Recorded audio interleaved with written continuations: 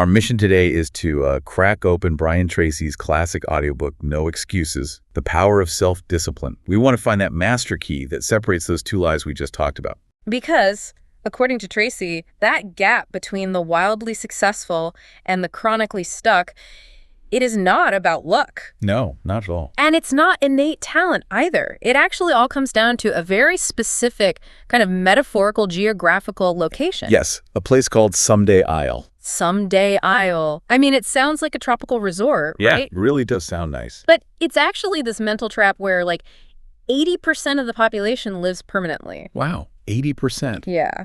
It's that fantasy island people retreat to when they say, someday I'll read that book, or, someday I'll get my finances in order. Someday I'll finally start that business. I love that imagery, honestly, because if you look around, everyone on Someday Isle is having the exact same conversation. They really are. They are suffering from this highly contagious disease that Tracy calls excusitis. Excusitis, it's so true. It is just groups of people sitting around swapping these perfectly logical reasons for why they haven't started yet. Yeah. Like, my boss doesn't appreciate me, or I didn't get the right degree, or the market is too saturated right now, right? We hear that all the time. But excusitis is fatal to success. Totally fatal. But the core mission of our deep dive today is to hand you, the listener, the exact tools you need to vote yourself off Someday Isle for good. Yes, permanently. We're going to look at the mechanics of self-discipline, not as like a punishment, but as the ultimate master key. Right, a key that unlocks your career, your finances, and honestly, even your physical health and your marriage. Exactly. So if we want to get off the island, we first have to understand the invisible psychological forces that are keeping us anchored there. Okay, let's get into it. Tracy points out two massive enemies of success. The first one being the path of least resistance. Right, which is, human beings have this natural hardwired tendency to just seek shortcuts. Oh, absolutely. We constantly look for easy money. The get-rich-quick scheme, yeah. We want the result without doing what is hard, even when we know it's necessary. But the second enemy is kind of an extension of that, right? And it's even more dangerous. It is. The expediency factor. The expediency factor. This is basically our drive to do whatever is fun and easy right this very second, completely ignoring the long-term consequences. This instant gratification. Exactly. Okay, let's unpack this because it feels like we are literally biologically hardwired to fail if we just follow our natural instincts. We kind of are, honestly. It's almost like we come with a built-in default mechanism. Think of it like your smartphone's battery-saving mode. Oh, that's a good way to look at it. Right. When your phone drops to 20%, it automatically dims the screen. It cuts all the background apps just to conserve energy.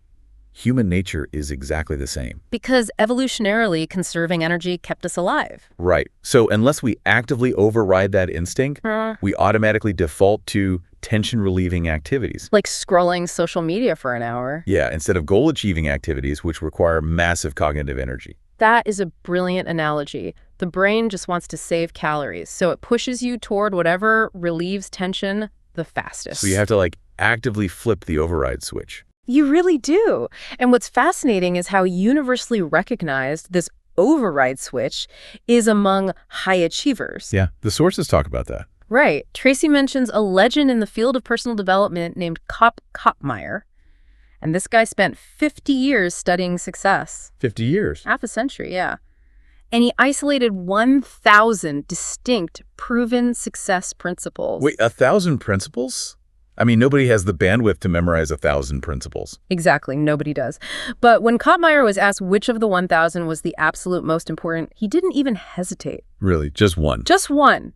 He quoted the writer Elbert Hubbard. He said, "Self-discipline is the ability to do what you should do when you should do it, whether you feel like it or not." Whether you feel like it or not. Right. And Koppmeyer noted that without this single principle, the other 999 are completely useless. That right there is the battery-saving override. It is. But, knowing I should do something and actually finding the willpower to do it, those are two very different things. Oh, 100%. So how do we actually change our behavior when our brain is just, screaming for that easy dopamine hit? Well, it requires a fundamental structural shift in how you view your own timeline. Okay, what does that mean? You have to move your focal point from immediate relief to future outcomes. Tracy cites this famous 50-year study conducted by a Harvard sociologist. Dr. Edward Banfield, right? Yes, Dr. Banfield. He set out to find the root causes of upward socioeconomic mobility in America. Basically, how do people systematically move from the bottom economic bracket to the top? Exactly. And this study is so fascinating because you would naturally assume the answer is, I don't know, inherited wealth. Or maybe a really high IQ? Right, or access to elite education. But Banfield found something completely different. Yeah, he concluded that the single most important attribute predicting upward mobility was this psychological trait. He called it long-time perspective. Long-time perspective. So how does that practically work in someone's brain, like day to day? It means the most successful people possess this ability to look into the future as far as possible. Like 5, 10 years? Yeah, even 20 years down the line, they look ahead to determine the exact kind of person they want to become and the goals they want to achieve. Yeah. And then they mentally pull that desired future back into the present moment, and they let that future dictate their current actions. Wow. So that shift in time perspective actually changes how you structure your daily routine. It absolutely does. It's why Tracy emphasizes the concept of eating dinner before dessert. Yes, that is such a great rule. Because if you sit down for a meal, there's a biological and logical order, right? You eat the protein and the vegetables, the dinner. The hard stuff to chew. Exactly. And your body does the hard work of digesting those nutrients. Dessert is the reward that comes last. And highly disciplined people apply this directly to their workday. Yeah, they tackle the hard, cognitively demanding tasks first before they allow themselves the easy, fun activities. But look at the friction this causes in modern society. We are constantly bombarded with the exact opposite message. Oh, absolutely. Our entire culture runs on instant gratification right now. It does. You literally see it on bumper stickers. Life is short, eat dessert first. Right. We're told constantly to, treat ourselves, live in the moment, prioritize our immediate comfort. Always. But doesn't this cultural obsession with treating yourself trigger what Tracy calls the law of unintended consequences? Precisely. The law of unintended consequences. It states that when you seek a short-term gain without factoring in the long-term impact, the unintended results are often vastly worse than you could have imagined. Exactly. Let's look at the mechanism here. If you eat dessert first, figuratively speaking, say you decide to binge watch a show instead of prepping for tomorrow's big client meeting. Right. The short-term gain is immediate, undeniable relaxation. Your brain gets a nice hit of dopamine. But the unintended consequence isn't just that you do poorly in one meeting. No, it's way worse. It's that you begin compounding a neurological habit of underachievement. You literally wire your brain to seek the path of least resistance every single time you feel stressed. Wow. So you seek a short-term gain, but you actually engineer long-term pain. Exactly. Okay, so once we fix our time perspective, once we commit to eating dinner first, and we lock our sights on the long term, we still need a bridge. Right, a way to get there. We need a practical, mechanical strategy to get from where we are today to that 10-year vision. And reading through Tracy's data, the process of goal attainment isn't some, mystical vision board exercise. No, it is shockingly mathematical. It is incredibly data-driven. Take this classic study done by USA Today on New Year's resolutions. Oh, this one is crazy. Yeah. They tracked people who made resolutions and divided them into two camps. Those who simply thought about their goals and those who took the time to actually write them down on paper. And the gap between those two groups is staggering. It really is. 1 year later, the people who only thought about their goals, they had a 4% success rate. 4%. But the people who wrote them down, they had a 44% success rate. That is an 1,100% difference in outcome. Achieved entirely by the physical act of putting pen to paper. Okay, we have to pause here. Why does that physical act matter so much? Well, Tracy calls writing a psychoneuromotor activity. Which sounds like heavy jargon, I mean. It does sound complicated. Can you give me, the explain it, I'm 5 version of what is actually happening in our brain when we write something down? Sure, let's break it down. Your brain has this filtering system called the reticular activating system, or RAS. RAS, okay. Because you are bombarded with millions of bits of sensory information every second, your RAS acts kind of like a bouncer at a nightclub. Right, it only lets certain things in. Exactly. It only lets information in that it deems strictly relevant to your survival or your current focus. So how does writing fit into that? When you write a goal by hand, the physical, tactile motion, the neuromotor activity, it forces your brain to slow down, concentrate, and assign hyper-importance to those specific words. Oh, I see. You are basically handing a VIP list to the bouncer. That is a perfect way to put it. You program that goal into your subconscious mind, and suddenly your RAS starts noticing resources, opportunities, and solutions in your environment. Things that were always there, but you were just previously blind to them. Exactly. It's the classic car phenomenon. Like you buy a red Honda and suddenly you see red Hondas everywhere on the highway. They were always there. Yeah, but your RAS wasn't tuned to them until you made it a priority. Okay, so how do we leverage this? Tracy offers a very concrete exercise for the listener called the 10-goal exercise. Okay, grab a pen, folks. Yeah. You take a blank piece of paper and write down 10 goals you want to accomplish in the next 12 months. 10 goals, got it. And then you apply the magic wand technique. Right. You look at that list of 10 written goals and you ask yourself a filtering question. You ask, if I had a magic wand and could achieve any one goal on this list within 24 hours, which single goal would have the greatest positive impact on my life? And whichever goal jumps out at you, you circle it. That singular item becomes your major definite purpose. But here's the reality check, right? Even when you identify your major definite purpose, it usually feels terrifyingly big. It can be very intimidating. Like, if my goal is to double my revenue, that feels like climbing Mount Everest. How do we mechanize the climb? This is where Tracy introduces the 1000% formula. And this mathematically dismantles that overwhelm. The 1000% formula. I'd love this. The formula asks a very simple question. Is it possible for you to increase your overall productivity and performance by just 0.1% in a single day? 0.1%. I mean, that is microscopic. It is tiny. If I'm a knowledge worker, Yeah. like if I'm an accountant or a marketing manager, how do I even tangibly measure a 0.1% increase? Well, it's not about overhauling your entire workflow. It's about tiny, measurable efficiencies. Like what? Like learning exactly one new Excel keyboard shortcut that saves you 3 minutes. Oh, okay. Or it's reading 10 pages of an industry book on your lunch break instead of scrolling the news. Got it. It's taking 2 extra minutes to outline your morning before opening your inbox. Anyone, regardless of their field, can manage their time just a tiny bit better to hit that 0.1% daily improvement. Here's where it gets really interesting, though. The math on this. The math is amazing. If you hit that 0.1% improvement every day, Monday through Friday, you've improved by 0.5% for the week. Right. That compounds to roughly a 2% improvement in a month. Over the course of a year, that compounds to a 26% improvement in your output. Your value and inevitably your income. Right. And because of the miracle of compound interest, if you maintain that 26% annual growth over 10 years, Your productivity and income increase by over 1,000%. 1,000%. Yeah. It makes massive success feel totally accessible. It really does. It reminds me of how a massive cargo ship navigates the ocean, right? Oh, how so? If the captain shifts the ship's steering wheel by just 1 single degree, the crew on the deck doesn't even feel it. The day-to-day experience of standing on the ship feels exactly the same. Right, it's imperceptible. But over a 2-week journey across the Pacific, that sustained 1-degree shift completely changes which continent the ship ends up landing on. That is a brilliant way to picture it. Massive success doesn't require dramatic leaps.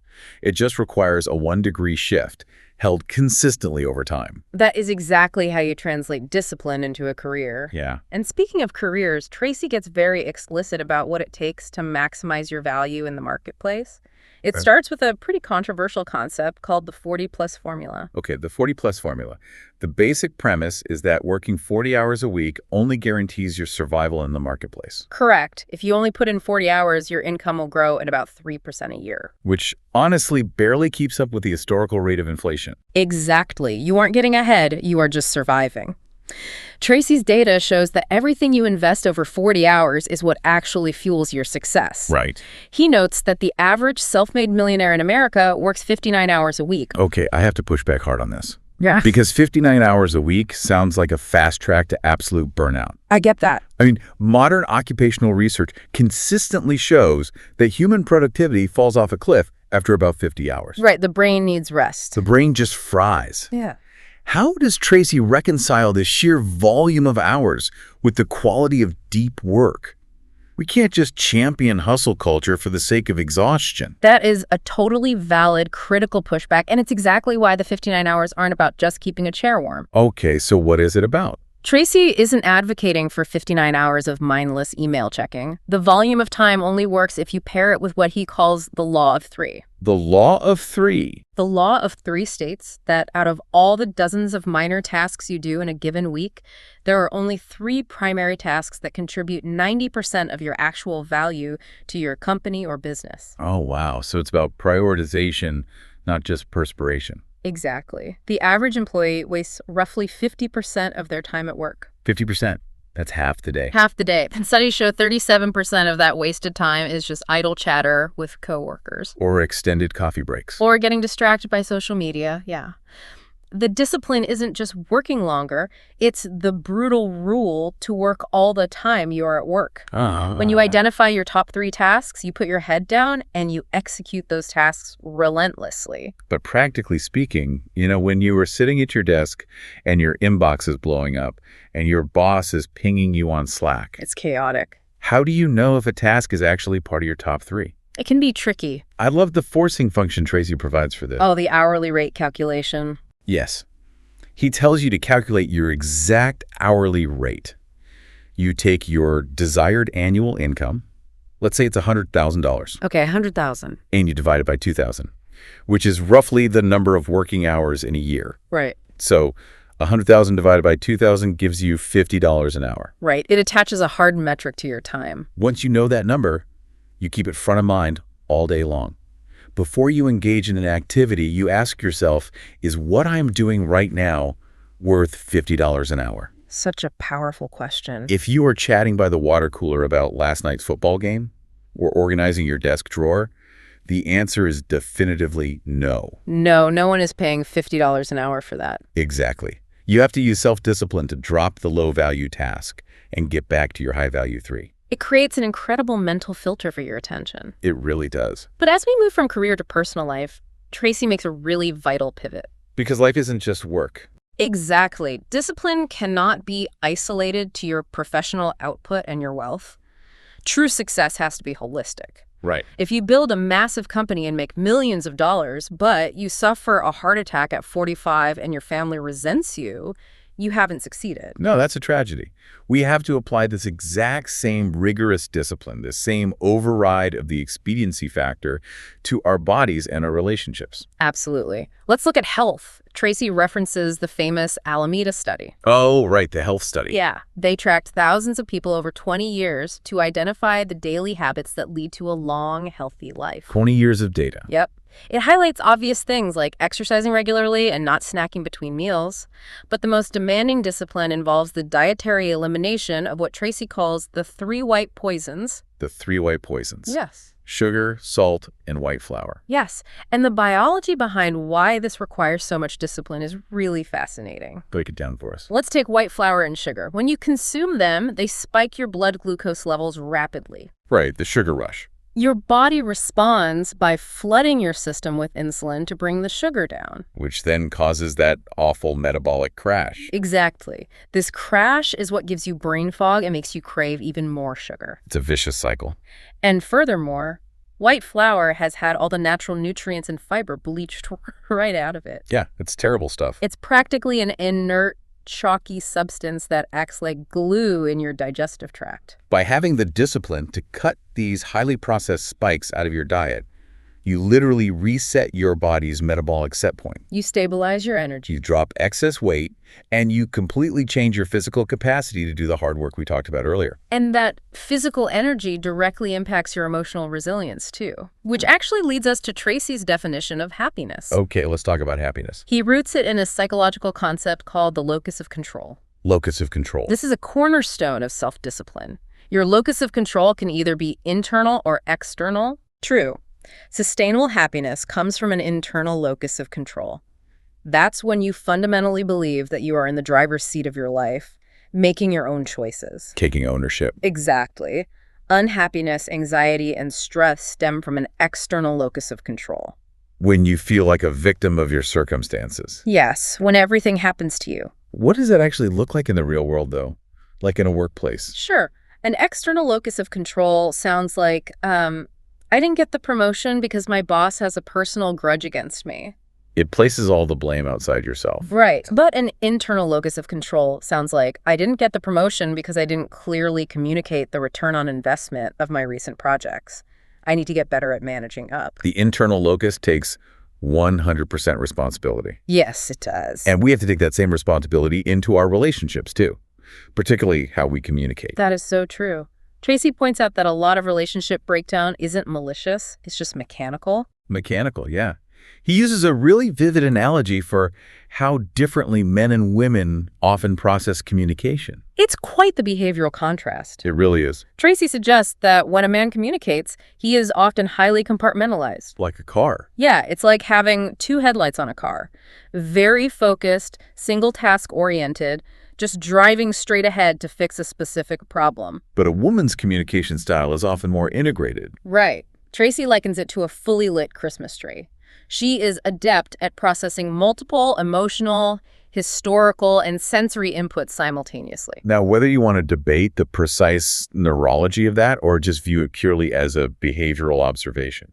The reality hits incredibly close to home for a lot of couples. Oh, absolutely.